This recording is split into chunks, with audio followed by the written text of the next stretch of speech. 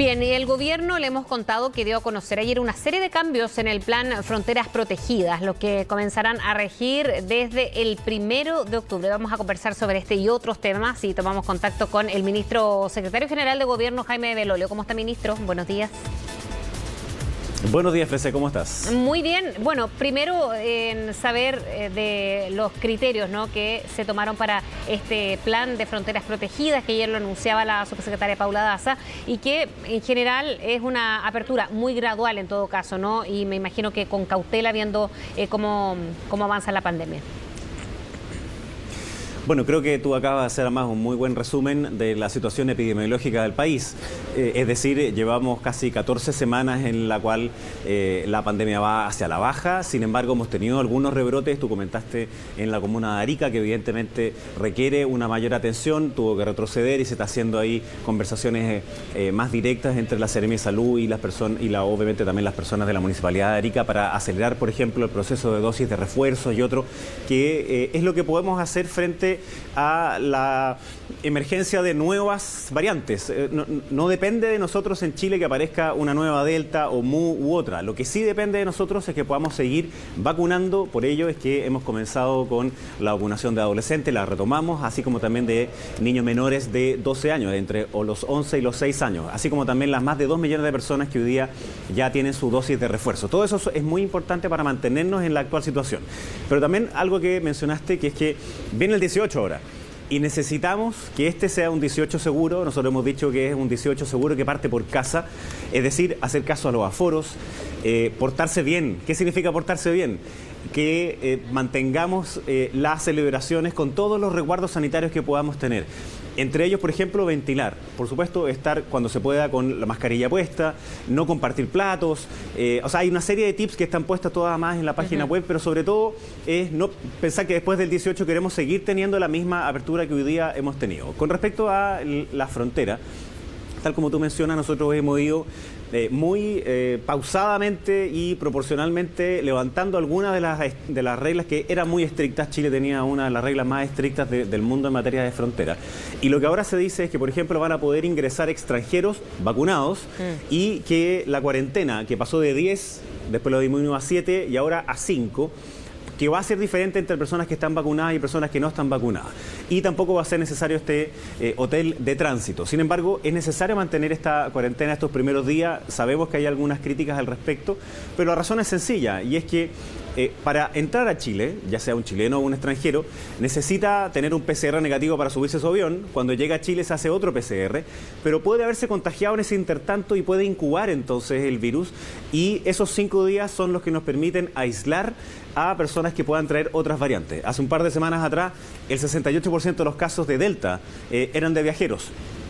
Y ya llevamos más de 90 días desde el primer caso de Delta en nuestro país sin que haya generado como un salto gigantesco, pero sí nos preocupa mantener los resguardos sanitarios en el aeropuerto y también, por supuesto, para el 18. Y en ese punto me quiero detener porque ayer, y cuando conocíamos el plan Frontera Protegida, desde el sector de turismo consideraban que eran avances muy escasos como para poder recuperar en ese sector y las pérdidas que ha tenido en el último tiempo. Por ejemplo, en haber acortado de 7 a 5 días la cuarentena. Dice que no se gana mucho, que el turismo interno no es lo mismo, no es comparativo al turismo internacional. ¿Cómo se va también mejorando, me imagino yo, y ahí equilibrando ambas cosas, la seguridad con respecto a las variantes, pero también a recuperar algunos sectores bien golpeados como el turismo? No, por supuesto. O sea, obviamente el sector del turismo, el sector gastronómico, el sector cultural han sido profundamente golpeados por la pandemia porque, por supuesto, requieren que hayan más personas, más volumen de personas. Y ahí un primer llamado a los chilenos en estas fiestas patrias que, por supuesto, no relajemos las medidas de cuidado, pero al mismo tiempo que aprovechemos de recorrer nuestro propio país. Hay algunos que puedan estar pensando salir para afuera. No, ojalá que no salgan para afuera y que sea dentro de Chile. No solo para beneficiar el turismo local, la gastronomía y también los espacios culturales, sino que también es más seguro, porque en nuestro país hay una menor circulación del virus y por tanto queremos que se mantenga así. En lo segundo, necesitamos avanzar de manera gradual. Las experiencias en el resto del mundo nos muestran que si se suelta demasiado, por ejemplo, el control de las fronteras, pueden entrar nuevas variantes y esa luego significa una transmisión comunitaria. Y si bien hemos fortalecido muchísimo la trazabilidad, por ejemplo, hoy día las personas que hacen cuarentena después de viajar, tenemos más de 900 personas que se dedican a visitarlos a ellos en la región metropolitana y los visitan todos los días y además van cambiando para que sean distintas personas, no se genere una relación. Entonces está súper bien hecho eso y ha sido, creo, uno de los éxitos en por qué hasta ahora la variante Delta está relativamente contenida, junto con la vacunación, junto con que los adultos mayores son por lejos quienes mejor han seguido todas las reglas, digamos, de la pandemia. Entonces queremos seguir en esa misma línea para poder fortalecer en las festividades, digamos, del verano. Sí, ahí es donde también buena parte del turismo se juega sus ingresos. Ministro, lo quiero llevar a otro tema porque ahora se viene un fin de semana largo, ya lo hemos hablado en materia sanitaria, pero después se vienen varias discusiones importantes y votaciones importantes en cuanto al cuarto retiro. En la Cámara de Diputados ha ganado más adeptos aquellos parlamentarios que se han declarado en estado de reflexión. Muchos ya han transparentado que van a votar a favor. ¿Cómo ve esta discusión y la votación en la Cámara la próxima semana? Fresa, una última cosa sobre el 18 que se me olvidó mencionar. Es importante entonces que este 18 lo podamos celebrar en la casa, con familiares, con personas que conocemos en el barrio, en el condominio, para que ojalá, si es que después hay una persona que está contagiada, podamos tener una buena trazabilidad. Entonces cuidémonos para este 18, también estamos haciendo testeos preventivos de PCR que son gratuitos, le llamamos 18 seguro, testeo oportuno, para exactamente lo mismo. Y un último mensaje con respecto a esto, por favor a todas las personas que en esta 18, que va a ser el primero en que va a haber un poquito más de festividad después de 2 años que lo hemos pasado tan mal, que si van a conducir no sea con alcohol. Eso también es una cuestión muy, muy importante porque no queremos que aumenten los fallecidos producto de las festividades. Sí. Con respecto a la otra materia que usted me comentaba, nosotros creemos que hacer un cuarto retiro perjudica las pensiones de los jubilados, perjudica las pensiones de quienes están por jubilar y particularmente de las mujeres, de las familias de clase media y las personas más vulnerables. De aprobarse este cuarto retiro, significaría que 5,5 millones y hasta 6 millones de personas podrían quedar sin ni un peso para después poder financiar sus pensiones futuras. La encuesta CEP del día de ayer nos muestra que pensiones es uno de los temas de mayor preocupación por parte de la ciudadanía. ¿Y qué hemos dicho nosotros? Que queremos hacer una reforma de pensiones, pero ya no podemos seguir esperando en algunas materias como, por ejemplo, seguir aumentando el pilar solidario. Hace ya un buen tiempo atrás se aumentó en un 50% la pensión básica, pero ahora queremos aumentarla todavía más para llegar a 177.000 pesos para 1,7 millones de chilenos que reciben hoy día la pensión básica solidaria.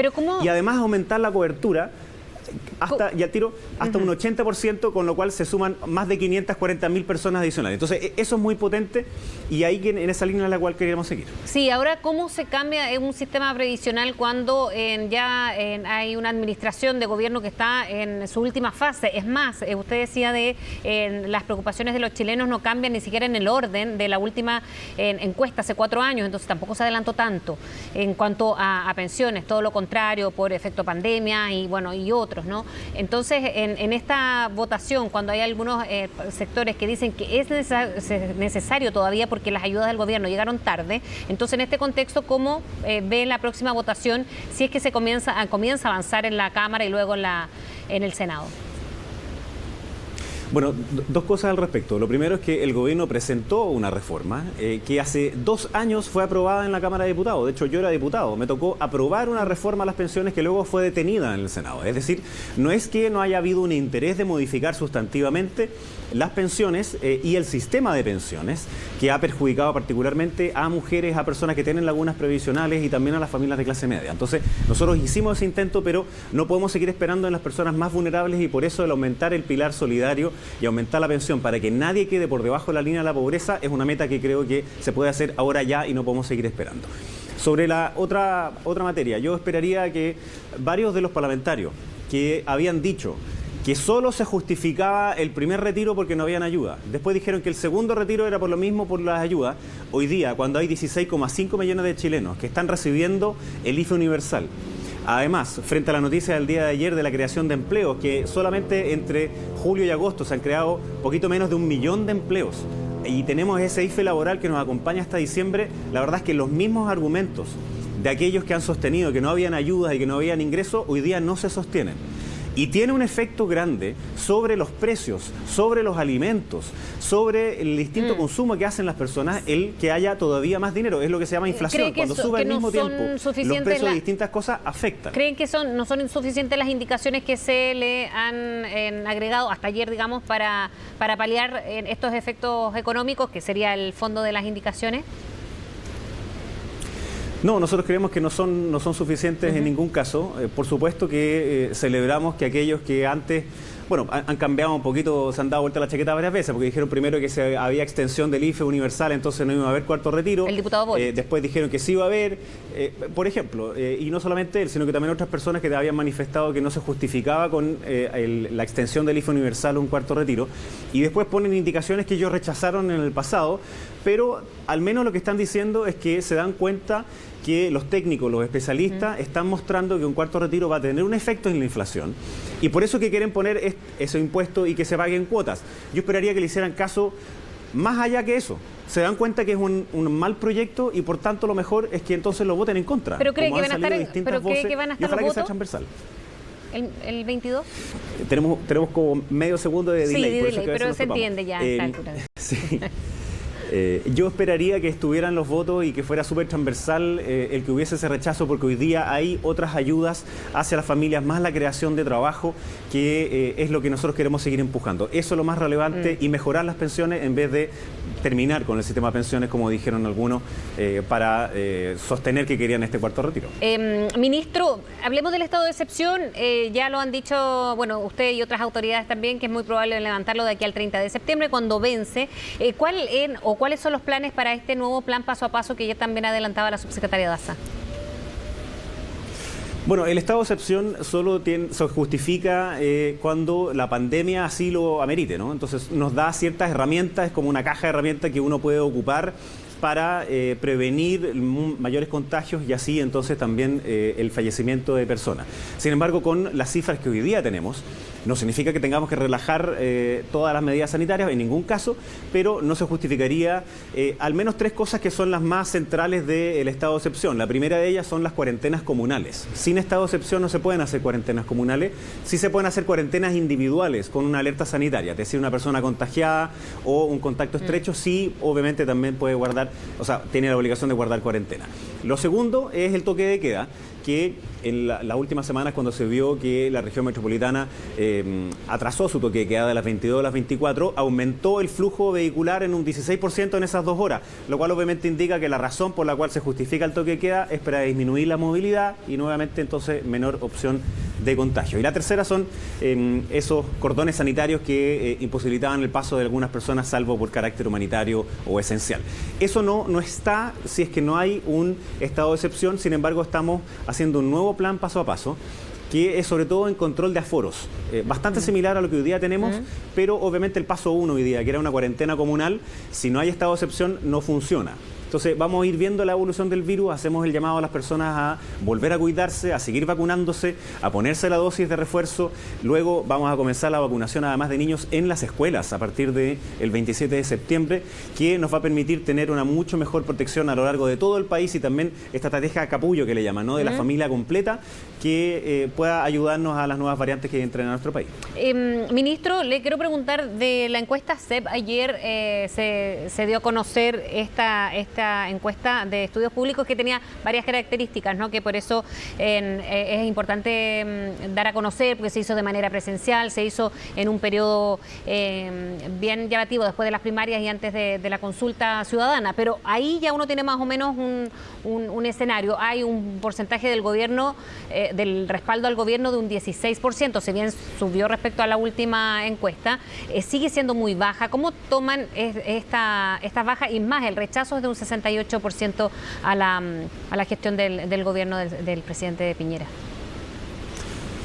Por supuesto que las encuestas, esta en particular, nos hace hacer una autocrítica como gobierno, como instituciones, en que todavía siguen con una baja evaluación, a pesar de que han aumentado, eso sí, la valoración de muchísimas instituciones que son clave para la vida de las personas. Las expectativas de las mismas personas están hoy día en un punto alto sobre lo que viene hacia futuro, y yo creo que quizás lo más relevante es que hay esa mirada hacia la vuelta a la cotidianidad, la vuelta a aquellas cosas que nos permiten planificar durante la semana. Hay esta pulsión, esta necesidad de volver a lo cotidiano, de un mayor respeto a las reglas, de que hayan acuerdos, de una moderación. Ese tipo de cuestiones son fundamentales en una vida democrática y se ven en esta misma encuesta. Yo creo que son una buena noticia. Pero de nuevo, como gobierno siempre podemos hacer las cosas mejor y vamos a tomar la encuesta como obviamente vamos a hacer nuestra autocrítica para ver cómo podemos mejorar, particularmente en las urgencias de las personas, ¿no? Las ¿Cree que por ahí va la diciendo autocrítica? Que seguridad es una de ellas. Por supuesto, él tiene que ver con cómo enfrentamos los meses que nos quedan en las prioridades de las personas, que son seguridad, pensiones y también salud, que para nosotros han sido durante todo este tiempo una prioridad, pero queremos obviamente seguir insistiendo en ellas, así como en este verano es la sequía, es el retorno a las escuelas en materia de enseñanza, que sea protegido. Ese tipo de cuestiones vamos a seguir impulsándolas con mucha fuerza. Sabemos de la preocupación de las familias por sus trabajos, sobre lo que viene en adelante, la incertidumbre, que quieren festejar ahora en estas fiestas, pero que quieren hacerlo de manera segura para que no volvamos a retroceder luego en materia sanitaria. Ministro, tengo una última pregunta que tiene que ver con una investigación del Ejército, aunque el Consejo de Defensa del Estado se ha querellado de nuevo por fraude al fisco, ahora por más de 8,6 millones de dólares pagados en helicópteros. El ministro Procuriza decía ayer que el Ejército está colaborando con la justicia, pero ¿en qué minuto, o sea, cree usted que se está colaborando de tal manera que no nos vamos a seguir encontrando con investigaciones de este tipo que involucren una institución, en este caso como el Ejército?